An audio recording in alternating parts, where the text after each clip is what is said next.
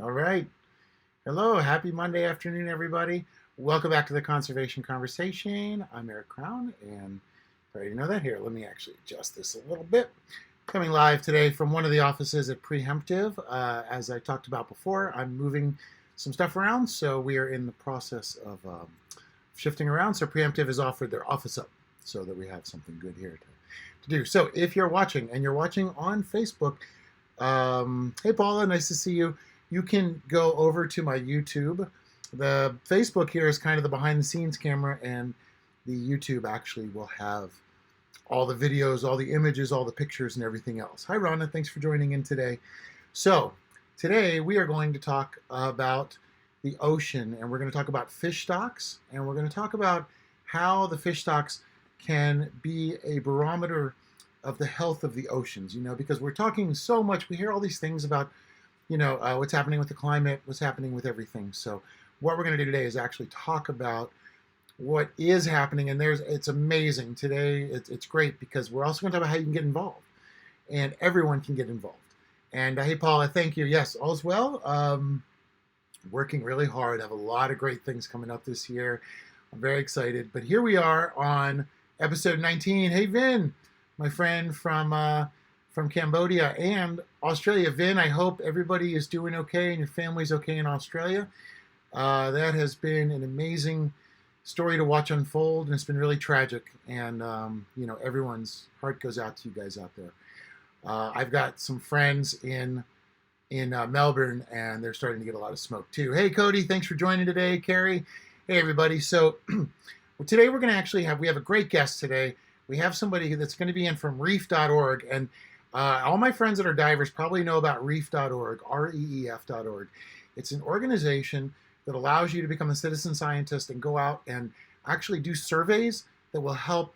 It goes into a public database, and then it'll help us understand fish stocks. So what we're going to talk about today is how the fish stocks are holding up.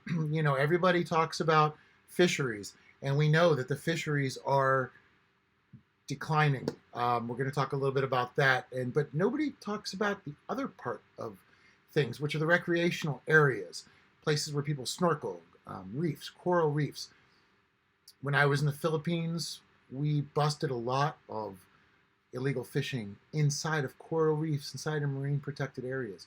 So as fisheries collapse, the everlasting ripple effect is going to bring us, unfortunately, to taking a look at watching all fish stocks collapse. But what I wanted to do is, I'm going to start the show right now, and then we'll get right into it. All right, everybody, thanks for joining. This is episode 19, super stoked. And if you're watching on Facebook, remember, you're kind of the behind-the-scenes camera. I am here at the office of Preemptive. If you're on YouTube, please come on over, join in. I'm going to put the conversation so everybody can talk to us. And remember, it's our world. Let's talk about it. Let's get this show started.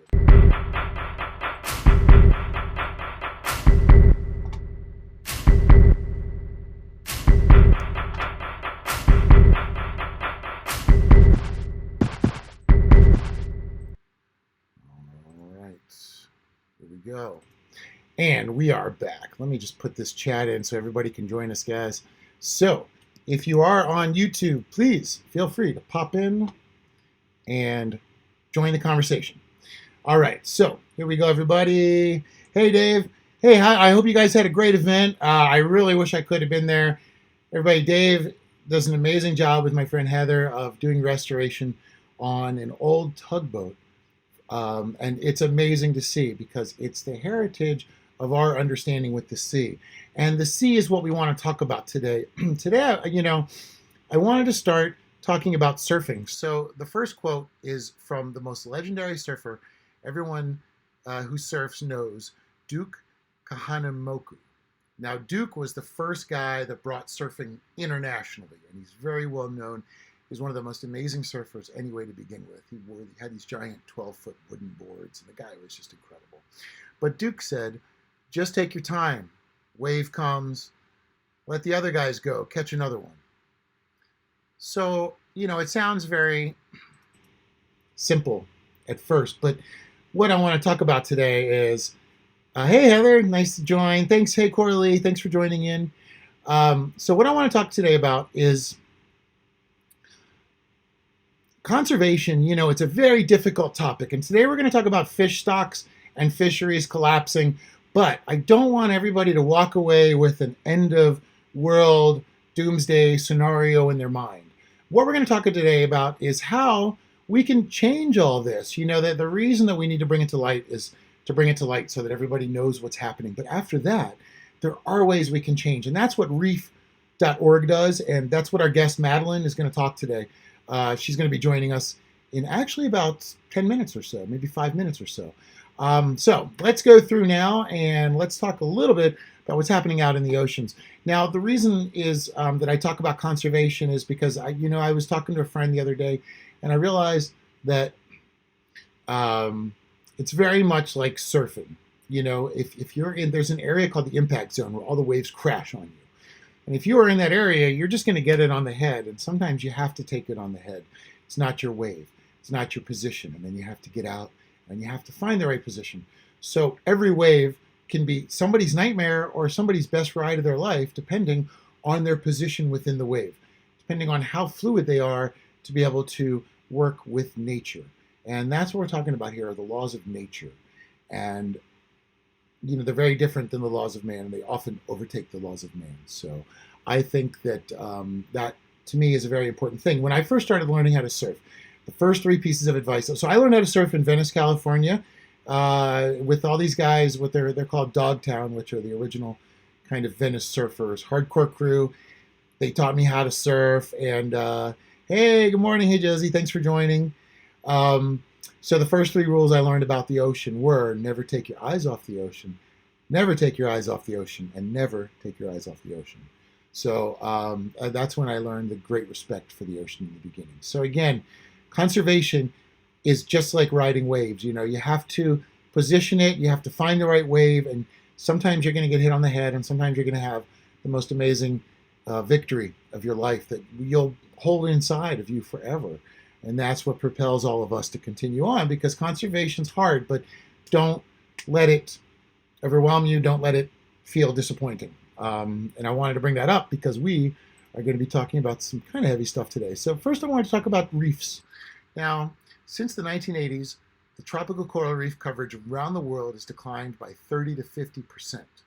Pollution, habitat destruction, and overfishing have long been the culprits in many places, but increasingly coral reefs loss can be attributed to the changing climate. So I wanted to bring that up because we have lost a lot. Hey, Camilla, thanks for joining. We've lost a lot of coral reefs. This is a very dangerous thing. The coral reefs are called the rainforests of the ocean. This is where, we've watched the rainforest burn in the Amazon. We've watched, we've watched everything burn. But now we have an underwater rainforest that's being destroyed, and we don't know because we don't see it, because we're not there all the time. But that's okay, because we have ways, and we're going to talk about that with Reef. But sadly enough, we do have a loss right now of coral reefs.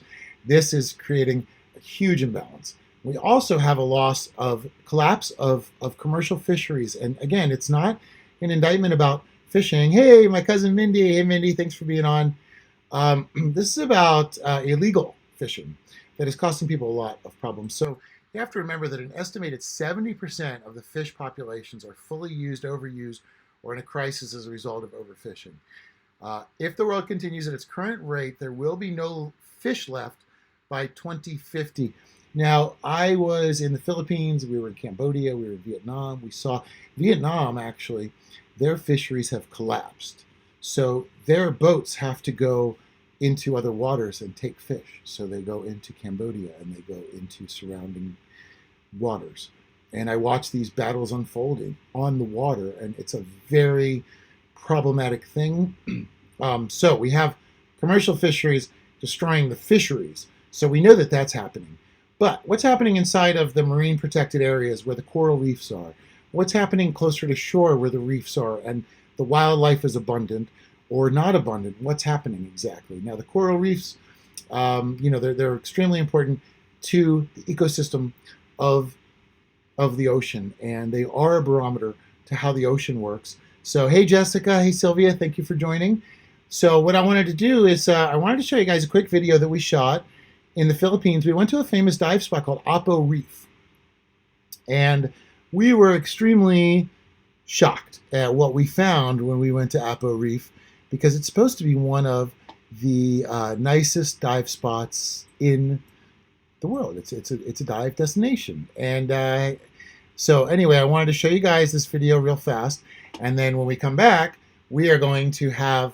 I'm very excited. We have a special guest today from Reef.org. We're going to talk about citizen scientist work and how you can help with the coral reef and how you can help with what you see every time you go into the water and what Reef is trying to do to educate the entire world about what's happening. So let me just show you this quick thing about Apo Reef that we shot, and then we'll be right back and we'll be talking to Madalyn.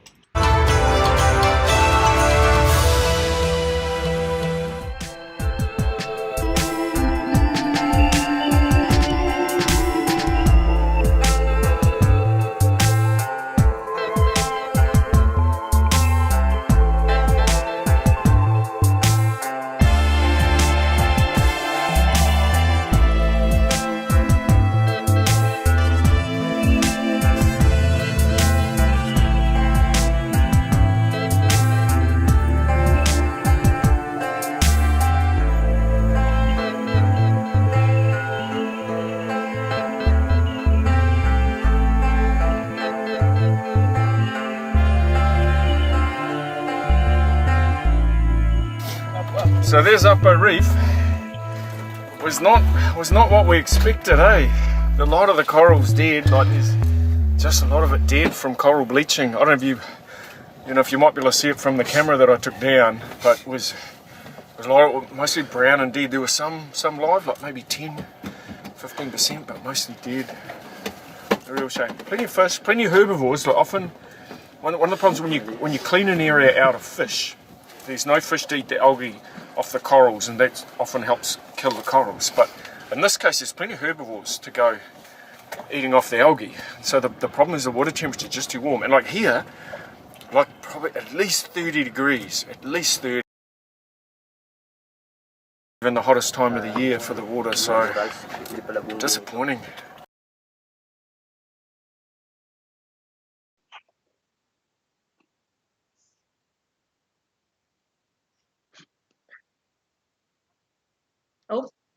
Hold on, the lights turned off.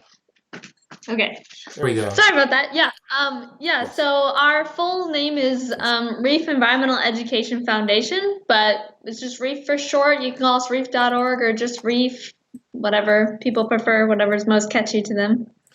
Perfect. All right. Now, with you guys, why don't we start off just by explaining? Now, I'm a diver, and so I have taken the Reef course online, and I wanted to let everybody know that you guys do fish ID, and you do classes to teach everybody what kind of fish that they're encountering when they're out in different areas and different, diving different areas.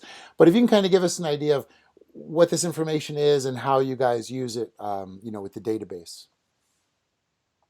Of course, yeah. So Reef started off of the Volunteer Fish Survey Project. So we have other projects that we do, but it's our biggest one, the Fish Survey Project is. And basically what it is it's citizen science. So it's a volunteer basis. Anybody can do it who dives or snorkels, and you don't even have to know any of the fish to start.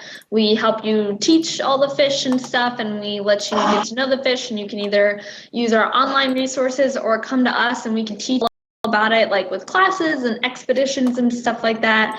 And then you use that knowledge of your fish identification and you go mark down the fish that you see in your survey regions. So we have 9 survey regions all over the world. So you can basically survey anywhere where there's a coral reef, pretty much. And then you just mark down the species that you see, and then you basically give an estimate of the number. So anywhere from you say 1 fish, or 2 to 10, 10 to 100, and 100 plus, that sort of stuff. So you just give estimates. You don't have to sit there and count each individual fish.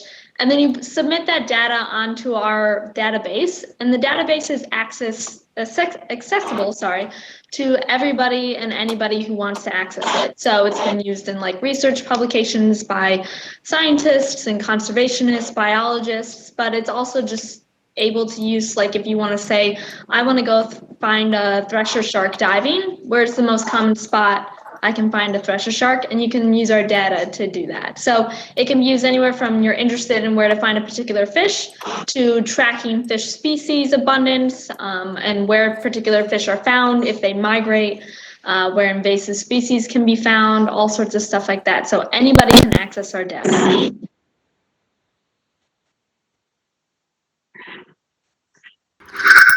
There we go.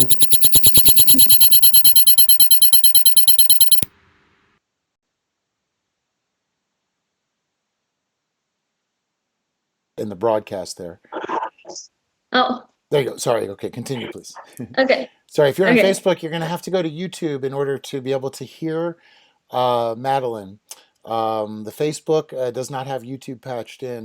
The show is actually stopped on Facebook, so you have to be able to go to YouTube to be able to listen to Madalyn's conversation, or you can go to the link afterwards and join us as well. Sorry, Madalyn. Please continue. Sorry, it was we're having a little bit of an issue there. That's okay. That was kind of it about the surveys. Unless you want me to like repeat something or anything like that.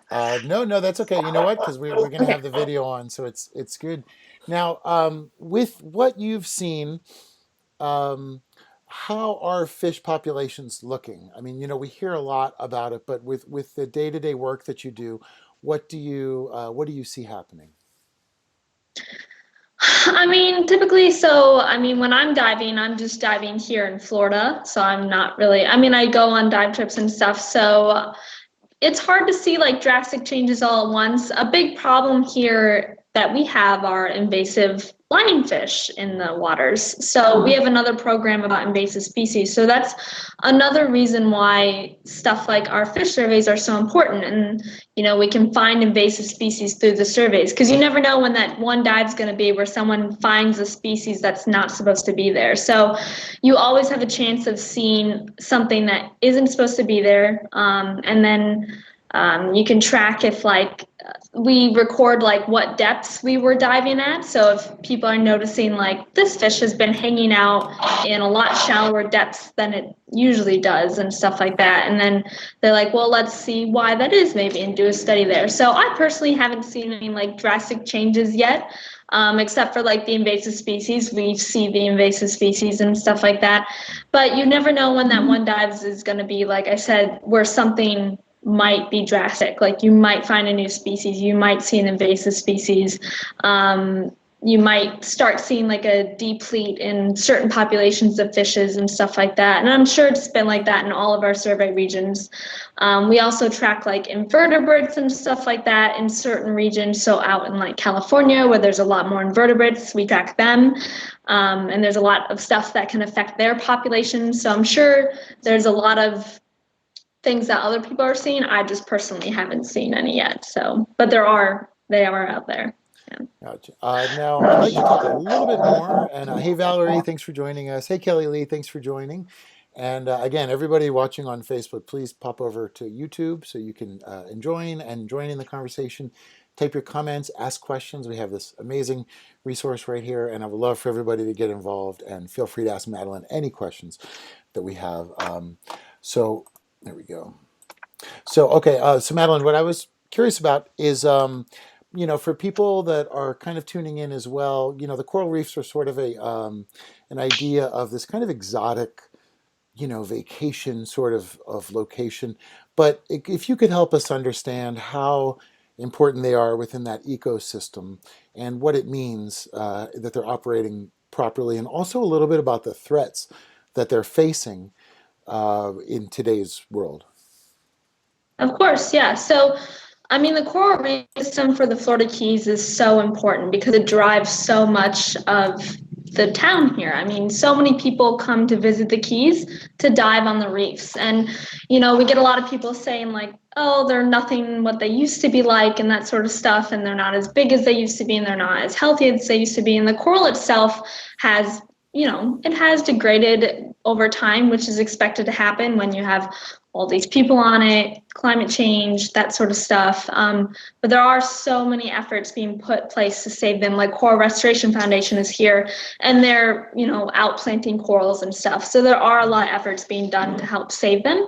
And a lot of the dive shops here work so hard to like push conservation, and they help and they like talk to the guests, and they're like, this is why we should care about coral. But the one thing that we still see is we still have really high fish populations here, which is great. It's fantastic that there are still fish here, so that means they still want to be here, and it's really great that people can still go out on the reefs and see the fish, and there are still healthy reefs here. It just depends on where you're at. But yeah, the coral reefs here are so important. So many people come here just for those, and they're important for like the tourism industry, that aspect of it, but they're also important like ecologically, of course. They provide buffers from storms and stuff like that, and same with like the mangrove habitat. So most of our habitats that we have in the Keys, people don't realize how much they actually do for us. So like I said, the storms, and then they also drive the tourism, and they support so many commercial fish species. So like groupers and snappers and stuff like that people, one, may want to just fish for eating, and then also two, might want to fish for sport. So we have so many fishing charters here where people can go out and make memories on these fishing charters. And if we didn't take care of the reefs and take care of the fish and take care of all the habitats here, we just wouldn't have any of that business, and the Florida Keys just wouldn't be a place that people would want to go. So it's very important from an environmental standpoint, but also from like, a person's standpoint. We need these habitats to be healthy in order for us to succeed, basically. So it's it's a very symbiotic thing. A lot of people like to think that it's sort of separate. And that's the other thing I wanted to bring up real fast too, is that if you're a diver, reef needs your eyes. If you go snorkeling, reef needs your eyes. Anywhere where you are, you can be a field scientist, and we'll get into that a little bit more, because what I like is that Reef has found a way to try to save these corals and try to save all the life that's there. What's amazing is when you dive and you're down there and you find these crazy personalities that a lot of the fish have, and you find that they have little cleaning stations and homes and rituals that they do.